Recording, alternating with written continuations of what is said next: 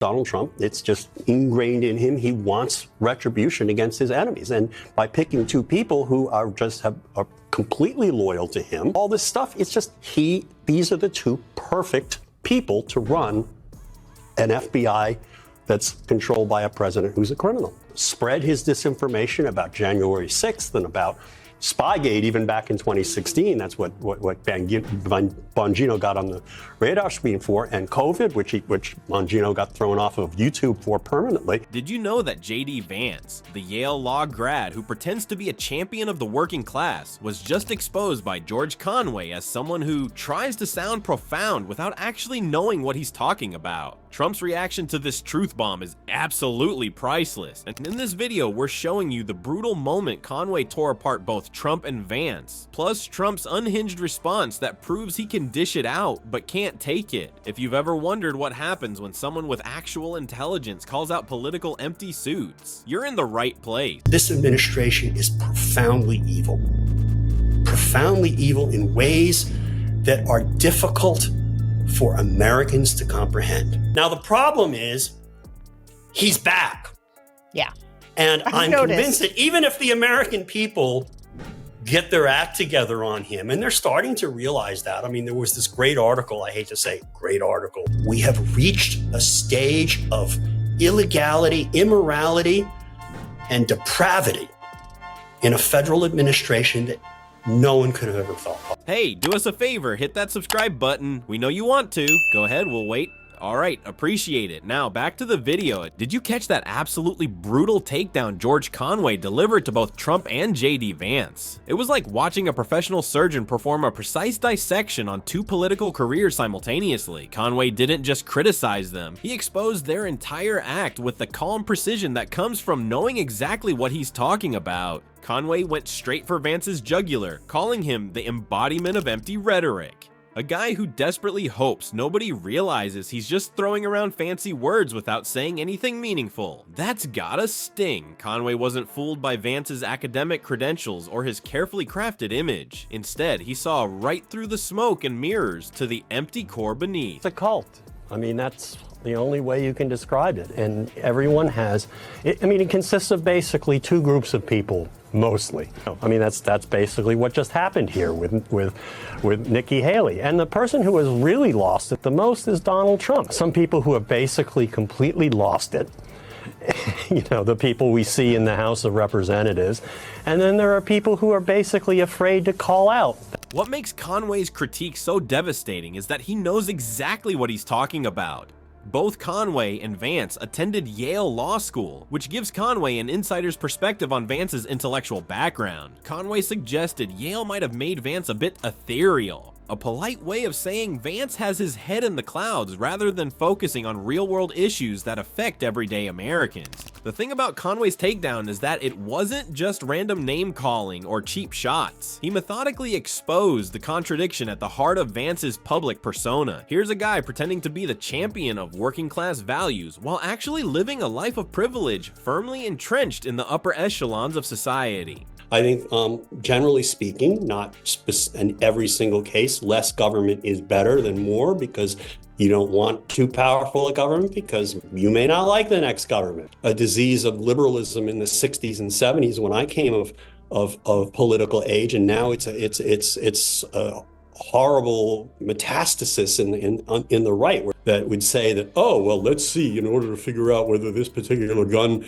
regulation is constitutional under the Second Amendment, we have to look very specifically at the statutes that were passed in Maryland in 1645. As Conway put it, watching Vance is like watching a guy with $1 million trust fund try to lecture you about the struggles of being poor. Ouch! Conway didn't stop there. He turned his analytical mind to Trump with equal precision, describing him with that perfect metaphor. A Matushka doll of lies. You know those Russian nesting dolls? Conway says Trump is just like that. Open one lie and you'll find another lie inside, then another, and another. He elaborated that Trump will lie, then he'll lie about lying, then he'll lie about lying about lying, and then he'll lie about lying about lying about lying. It's lies all the way down. The beauty of Conway's criticism is that he doesn't need to shout or get dramatic. There's a certain quiet confidence in how he dismantles dismantles these political figures. Other Trump critics might call him names or get emotional, but Conway does something much more effective. He uses his legal mind to methodically take apart their entire political personas piece by piece, exposing the emptiness at the center. Conway sees through the game Vance is playing, pretending to speak for the common folk while being anything but common himself. He's the crazy one, and everybody is getting more crazy than he is. And as Nikki Haley pointed out when she was telling the truth for a couple of weeks in the spring. I mean, say it's 74, 75 degrees. He's saying it's freezing.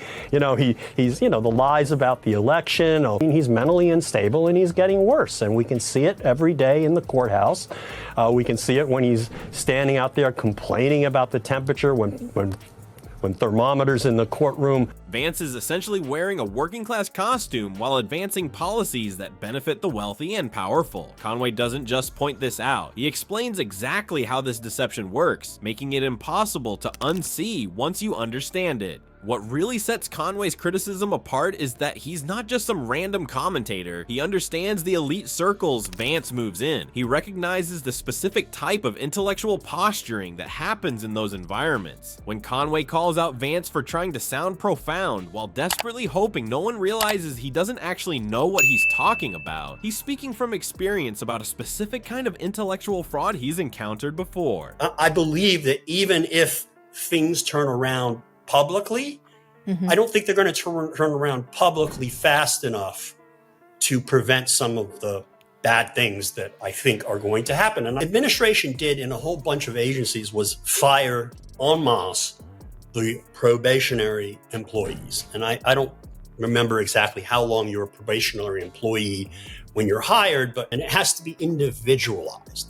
They did not do that because they just fired everybody en masse. They pretend that, oh yes, we made a determination, but that's you know, it's bullshit. The whole takedown exposes a fundamental truth. Both Trump and Vance are selling an image that doesn't match reality. Conway pulls back the curtain to reveal that the emperor, or in this case, emperors, have no clothes. They're all talk with zero substance, all image with no real conviction behind it. Conway didn't need to use childish insults or scream to make his point. The facts themselves were damning enough. That's the true power of Conway's analysis. He doesn't attack Trump and Vance for what they believe. He exposes the fact that they don't really seem to believe in anything beyond their own advancement. Vance, according to Conway, is simply playing a different game, one where principles and consistency don't matter, only the appearance of depth and wisdom. I find it fascinating that Conway can so easily spot the superficiality in both men. The former president and his running mate rely on people not looking too closely at what they're actually saying, but Conway looks closely, takes their words seriously, and then shows exactly why those words don't add up to anything meaningful. It's like watching someone solve a magic trick. Once you see how it's done, you can't be fooled by it again. I have 600 plus federal judges trying to run the federal government through litigation, when the president is just refusing to do his job, and not only refusing to do his job, basically saying F you to the duties that I have. Where you have a majority of both houses of Congress who absolutely have refused in the past, you know, in prior Congresses, to hold this executive in his prior administration to account. They're refusing to. The correct solution, and this is what made JV laugh, and you guys put it up on the internet, what JV laughing at me, the correct solution that the framers intended was impeachment and removal when a president refuses to do his job. While Conway methodically dismantled their carefully constructed images, Trump's reaction proved Conway's assessment more effectively than Conway himself ever could. When that fragile ego of his felt the slightest poke, Trump transformed into exactly the thin-skinned narcissist Conway described, completely incapable of defending himself with anything resembling a rational argument. And that's the beautiful irony here. Trump could have simply ignored Conway's takedown or responded with something substantive. Instead, he gave us a masterclass in proving his critic right. It's like someone accusing you of having anger issues, and you respond by flipping over a table and screaming, "I do not have anger issues." Not exactly the best strategy, Donnie? Remember how Conway described Trump's character? Well, Trump didn't just confirm it, he amplified it through a megaphone. Rather than addressing any of Conway's actual criticisms about his lack of substance or integrity, Trump immediately went nuclear with personal attacks. It's his go-to move when someone hits too close to home, and Conway certainly struck a nerve. What makes this so fascinating is that Conway, as a respected conservative lawyer, didn't engage in childish name-calling or wild accusations. He calmly and methodically broke down the problem with Trump's approach to politics. Trump's response, a tempered tantrum that would make a toddler blush. As Conway himself noted, Trump can't help himself but emotionally react to things. That's not speculation, it's a pattern we've seen time and again. The social media barrage that followed Conway's critique was exactly what you'd expect from someone Conway described as a narcissistic sociopath. No addressing of substantive points, no reasoned counter-arguments, just personal insults and attempts to discredit the messenger rather than engage with the message. It's like watching someone follow a playbook titled How to Prove Your Critics Right 101.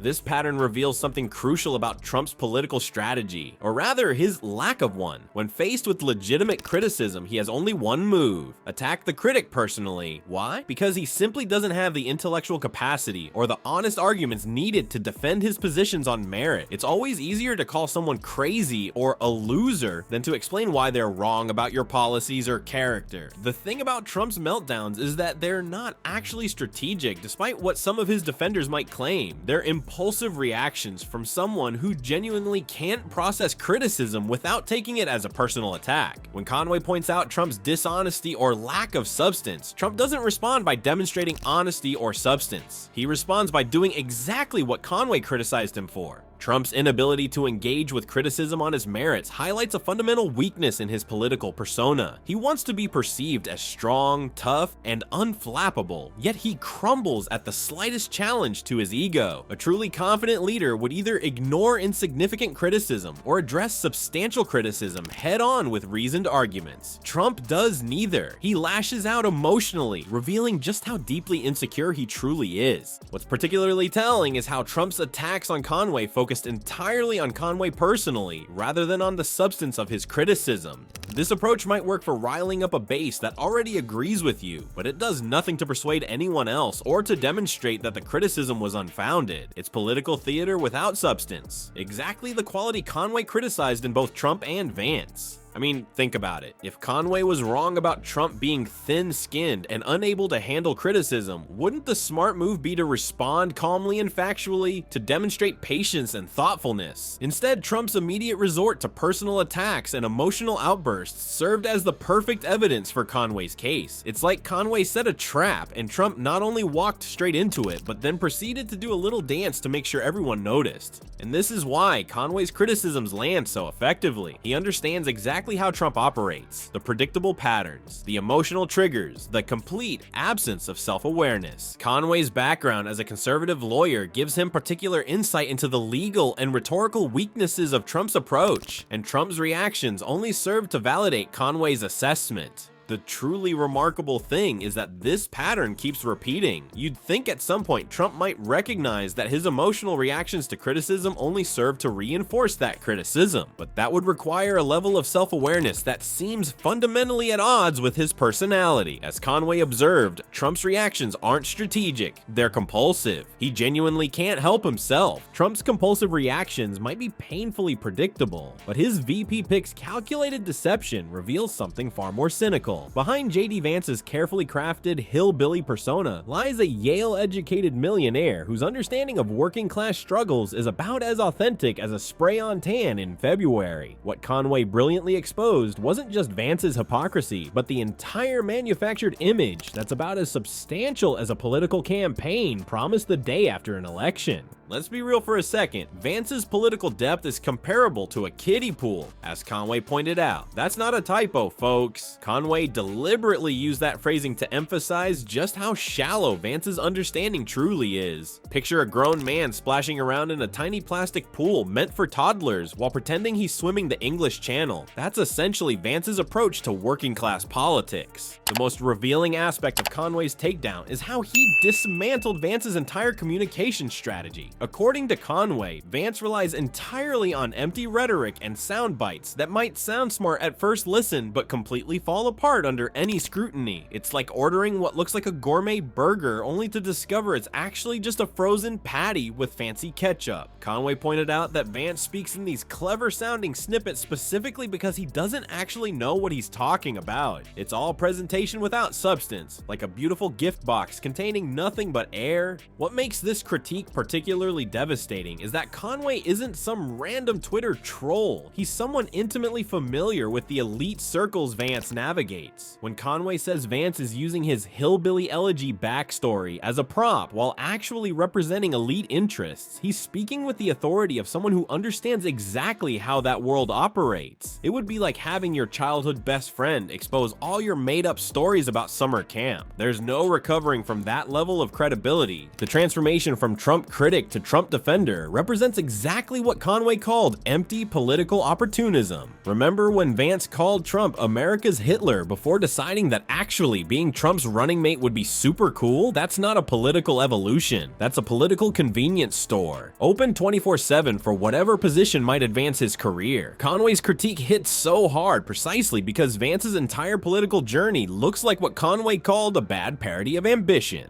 There's something particularly amusing about watching someone who made millions in venture capital suddenly pretending to understand the struggles of factory workers in Ohio. It's like watching a Wall Street banker put on overalls and claim they know what it's like to worry about making rent. Conway didn't just point out this disconnect, he systematically exposed how Vance uses his elite education and connections while simultaneously pretending those same institutions are somehow corrupting America. What's particularly striking is that Conway doesn't need to embellish or exaggerate to make his point. The facts speak for themselves. Vance's resume reads like a checklist of elite privileges: Yale Law School, lucrative venture capital career, connections to tech billionaires, and a best-selling memoir that was essentially his ticket to the political spotlight. There's nothing inherently wrong with any of that, of course, except when you're simultaneously positioning yourself as the authentic voice of forgotten Americans while benefiting from systems that most working people couldn't dream of accessing. Conway's argument gains additional strength because he's not criticizing Vance for being successful or educated. He's criticizing him for the profound dishonesty of presenting himself as something he clearly is not. It's like claiming you're a vegetarian while hosting a weekly barbecue club. The contradiction is so obvious that pointing it out feels almost unnecessary. Yet somehow Vance has managed to maintain this charade until Conway systematically dismantled it. When you look at the full picture Conway painted, it's easy to understand why Trump gets so defensive about Vance. They're running the same con from different angles. Trump pretending to be a self-made business genius despite inheriting millions, and Vance pretending to be a champion of working-class values despite embodying the elite coastal lifestyle he claims to reject. Conway's exposure of this fraudulent political alliance doesn't just damage Vance, it threatens the entire foundation of their joint political strategy. And there you have it, folks. What George Conway exposed about Trump and Vance boils down to one uncomfortable truth: these guys care more about saving their own skin than doing what's right. Conway's brutal assessment reveals two men obsessed with their image while lacking substance behind the curtain.